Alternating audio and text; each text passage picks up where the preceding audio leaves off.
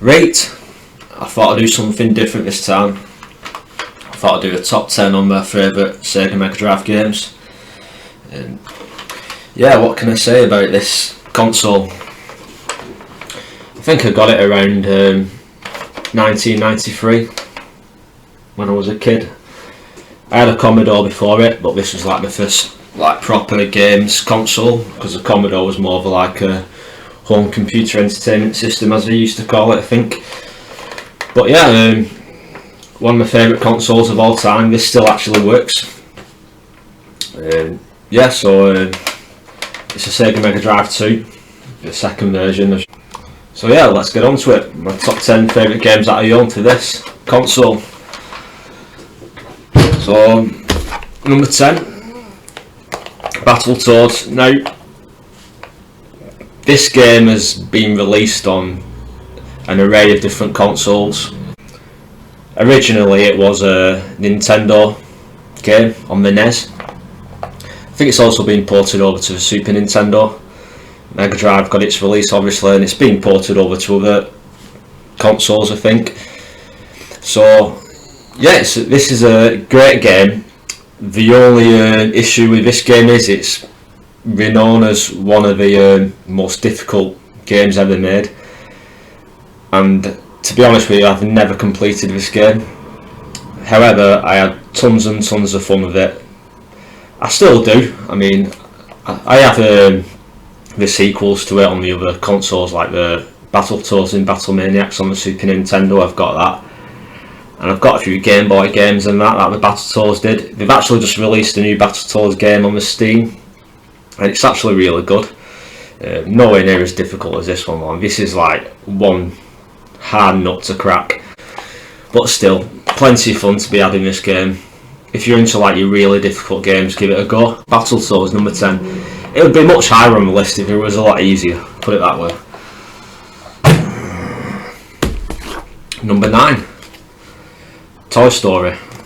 I've even written some passwords in it.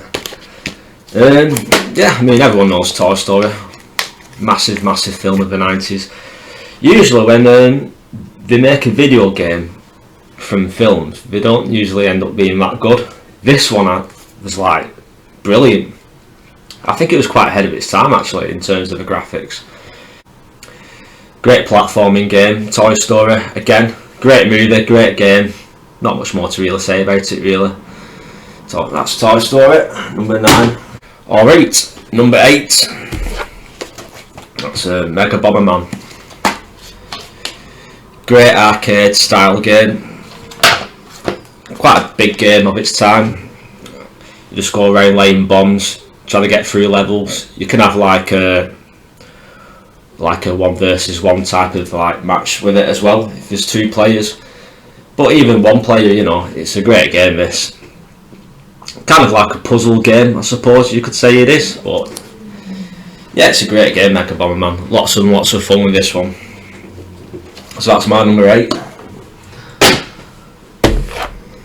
Number 7. Now, I'm actually quite surprised they never did a film on this, but what an amazing game this is. Robocop vs Terminator.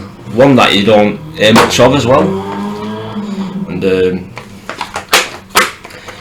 I think the first time I played this, I rented it from Blockbuster Videos, and as a lot of people used to do. And I was like, I've got to get this game, and I actually didn't get this game until much like later, probably when I was like playing on my PlayStation, and I was starting to collect a lot of like retro games then. But yeah, Robocop vs Terminator, brilliant game. Especially like a side-scrolling shoot 'em up action sort of game, and tons of action. It gets quite difficult towards the end. Yeah, Robocop vs Terminator, definitely worth playing if you've never played it before, if you're into your retro games now. It's number 7. Number 6, Streets of Rage 2.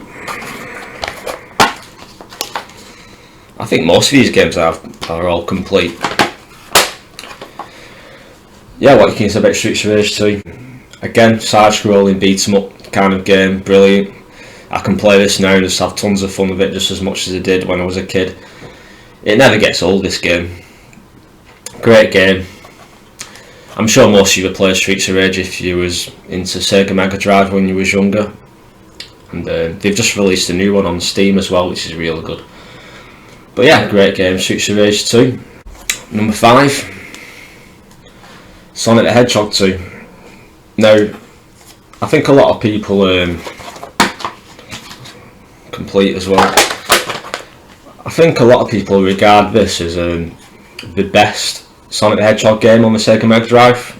I like them all, I mean they're all good. But I thought this one was probably the most difficult Sonic the Hedgehog game on the Sega Mega Drive, because I found the others quite easy. Maybe the first one's slightly difficult, but this was probably the most difficult out of a bunch. Great game. It's a classic. I might be wrong in saying this, but I think it might be the best selling Sega Mega Drive game, this one. But yeah, it's Sonic the Hedgehog. It's a 16-bit side-scrolling classic. If you've never played it before, then you missed out, because it's a great game, this one.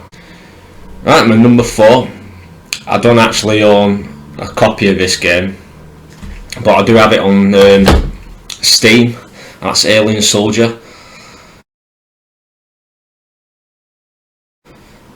Yeah, this game, it's sort of like it was released quite late into the Mega Drive's lifespan. Around this time, the PlayStation and the Sega Saturn was released, and PC gaming was starting to become more popular as well. So like the Mega Drive was like being phased out, so it kind of went over people's heads, this one. I didn't actually play this game until much later, and what a game this is. I mean, made by Treasure, the same company that did Gunstar Heroes, which is another great Mega Drive game, which I also have on Steam. But Alien Soldier, for me, it's probably the best looking Mega Drive game I've ever played as well. I mean, the graphics in this game are way ahead of the time. Alien Soldier, yeah, great game. Number 4. Number 3, again, I don't have the actual game for this, and it's Streets of Rage 1.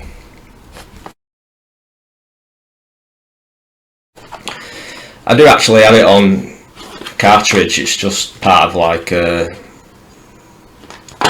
package of games called Mega Game 6. I actually got this with my Sega Mega Drive as like a bundle, and as you can see, it contains all these different games. But Streets of Rage 1, by far the best on this, and yeah, a lot of people kind of say Streets of Rage 2 is probably the favourite, but I don't know, I kind of like the first one better. It's a little bit shorter, a little bit easier. It's kind of more fun to play, I think. And if you can play it with 2 people as well, it's even more fun. But yeah, Streets of Rage, it's a classic. I remember playing it when I was a kid with my mates, and it's a great game. Never gets old, never gets boring. Great game. So number 2. And again, another game by Treasure, like Alien Soldier and Gunstar Heroes, but my favourite one, Dynamite Headder.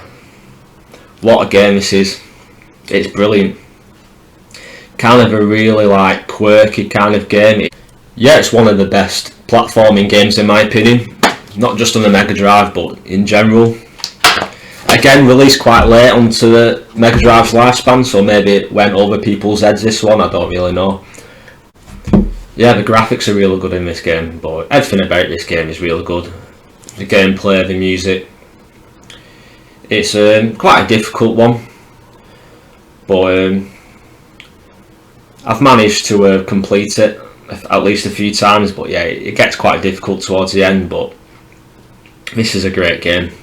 One of the best 2D platforming games I've ever played up until this day, and I still enjoy it. So Dynamite Headder. And my number 1,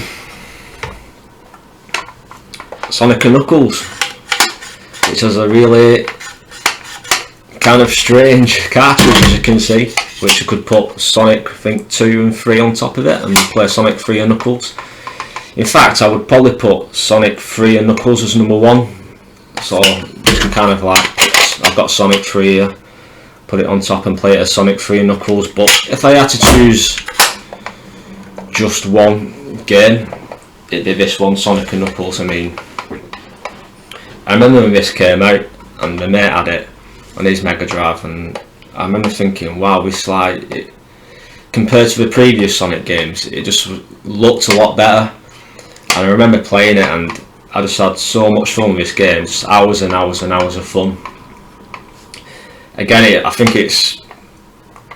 I actually think it's probably the best platforming game ever made, to be honest. I mean, a game that I can still play now, and I just enjoy it so much.